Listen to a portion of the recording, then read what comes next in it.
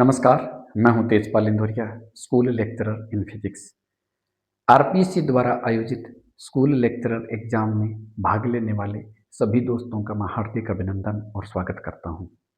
RPSC द्वारा आयोजित जो स्कूल लेक्चरर एग्जाम है वो 2011 से लेकर के 2025 तक 13 में एग्जाम करवाए हैं, 15 में करवाए हैं, 18 में करवाए हैं और 22 में करवाए हैं। और उसके बाद में जो जून 2025 में भी आरपीएससी ने स्कूल लेक्चरर एग्जाम करवाए हैं।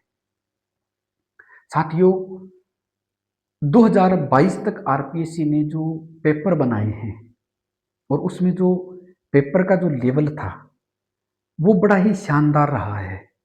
यानी उसमें जो कठिन क्वेश्चन थे वो भी आते हैं, सिंपल भी डाले हुए थे, एवरेज पेपर था वो बड़ा शानदार था और कभी किसी भी कॉम्पिटिटर की शिकायत नहीं रही कि पेपर सही तरीके से नहीं बने। लेकिन जो जून 2025 में आरपीएससी ने जो स्कूल लेक्चरर का एग्जाम का जो पेपर करवाया है उसका जो लेवल जो था ना, वो उसका जो कठिनाई स्तर जो है पेपर का, वो अचानक से उन्होंने उठा दिया पेपर को। यानी वो कठिनाई लेवल है वो बढ़ा दिया उन्होंने और बड़े कठिन क्वेश्चन पूछे गए। तो कई तो कोचिंग संस्थान वाले जो है ना, उनको भी उनके आंसर नहीं मिल रहे। पेपर होने के बाद में भी जो क्वेश्चन है ना, उनके आंसर नहीं मिल रहे। यानी उसके दो पक्ष हैं। कुछ लोग तो इसके बारे में ये कहेंगे कि अच्छी चीज है, बढ़िया बात है, नकल पर नकेल कसी जा सकती है, ठीक है, अच्छी बात है। कुछ लोग ऐसे भी कहेंगे कि नहीं, कठिन आ गया क्वेश्चन। लेकिन ओवरऑल वहां पर जो कॉम्पिटिटर था ना, वो उन्होंने क्या किया कि जो अचानक से आरपीएससी ने अपने आप के अंदर जो परिवर्तन किया है ना, कॉम्पिटिटर उस चीज को समझ नहीं पाया। कोई भी कॉम्पिटिटर है, जैसे आप लोग तैयारी कर रहे हो, आप किस बेस पे तैयारी करते हो? आप यही देखते हो ना कि पिछले 5-10 सालों के अंदर आरपीएससी ने कैसे पेपर बनाए हैं, हम उन्हीं पेपर को आधार मान करके हम तैयारी करते हैं। तो जो 2025 में पेपर दिया था वो पीछे वाले पेपरों से तो बहुत अंतर था उनमें। तो उस वजह से क्या हुआ कि जो कॉम्पिटिटर था ना, उनके सामने जून 2025 में एक विपरीत परिस्थितियां पैदा खड़ी हो गई थी। तो ये जो समस्याएं आई है आप लोगों के सामने, इसको हम कैसे फेस करें? अब भर्ती तो दोबारा आ गई, 2025 की भर्ती और आ गई, जिसके आगामी दिनों में एग्जाम भी होने वाले हैं। तो क्या किया जाए? तो साथियों, मेरा उद्देश्य आप लोगों के सामने आने का ये रहा है कि जो आरपीएससी ने सिलेबस जारी किया है ना, उस सिलेबस का जब हम विस्तृत अध्ययन करते हैं तो एक चीज हमारे सामने आती है कि कोई भी कॉम्पिटिटर जो होता है ना, उसका कोई ना कोई सब्जेक्ट जो होता है वो स्ट्रांग होता है, सेफ जोन होता है उसका वो। लेकिन 2025 के अंदर वही सेफ जोन जो है ना, उसमें हम कठिनाई हमारे लिए पैदा उसी सेफ जोन ने की है। क्योंकि वहां से जो क्वेश्चन उठे थे ना, वो क्वेश्चन बहुत ही कठिन क्वेश्चन बना करके आरपीएससी ने दे दिए। और जब हम आरपीएससी द्वारा आयोजित जो फर्स्ट और सेकंड पेपर पर हम जब चर्चा करते हैं, तो जो सेकंड पेपर जो होता है वो सब्जेक्ट का होता है, उस पर सभी जो कॉम्पिटिटर है ना वो बढ़िया करते हैं। क्योंकि हम पिछले 15-20 सालों से लगातार उस सब्जेक्ट को पढ़ते आ रहे हैं, स्कूल में, कॉलेज में, और हम कंपटीशन की अब तैयारी कर रहे हैं, तो वो सब्जेक्ट हमारा जो है वो ऑलरेडी स्ट्रॉन्ग है। उसमें हम 40% जो न्यूनतम पासिंग मार्क्स है ना, वो हम लेकर के आ सकते हैं और कोई कठिन नहीं है उसमें। वहां से कितना ही कठिन क्वेश्चन क्यों ना पूछा जाए, सभी उस क्वेश्चन को सही करेंगे। लेकिन मैं बात करना चाहूंगा पहले पेपर की। जो आरपीएससी फर्स्ट पेपर देती है उसके अंदर कई सारे सब्जेक्ट्स हैं। उसमें जीके पूछा जाता है, उसमें पॉलिटिकल साइंस पूछी जाती है, उसमें इकोनॉमिक्स पूछा जाता है, उसके अंदर मैथ्स आती है, साइंस आती है, इंग्लिश आती है, हिंदी आती है, रीजनिंग आती है। ये इतने सारे सब्जेक्ट्स एक साथ पहले पेपर में डाल दिए जाते हैं और वहां से क्वेश्चन बनता है। अब जीके के, इकोनॉमिक्स के और हिस्ट्री के जो क्वेश्चन पूछे गए थे ना, वो उनके आंसर आज तक नहीं मिल रहे लोगों को।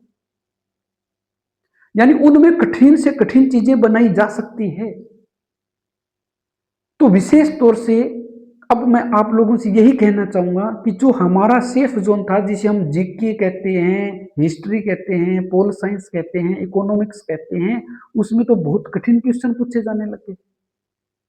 तो हमारी ये कमजोरी साबित न हो जाए, इसलिए हमें इस कमी को दूसरा जो सब्जेक्ट है ना हमारा, उसके ऊपर फोकस करना पड़ेगा, वहां से हमें क्वेश्चन सही करने पड़ेंगे। लेकिन जो फर्स्ट पेपर में मैथ्स और साइंस आती है ना, साइंस वाले बच्चे तो उनको कर जाते हैं, लेकिन जो आर्ट्स के बच्चे हैं वो मोस्टली सिलेबस तक नहीं देखते साइंस का और मैथ्स का, क्योंकि उनके दिमाग में एक भय पैदा हो गया, एक डर सा बैठ गया कि हम साइंस और मैथ्स कर ही नहीं सकते। तो दोस्तों, मेरा कहने का मतलब है कि जिस प्रकार से आरपीएससी ने जून 2025 के अंदर पेपर बनाया है ना, उससे भी और हाई लेवल का पेपर बनने जा रहा है 2025 का एग्जाम जो आगे होगा उसके लिए।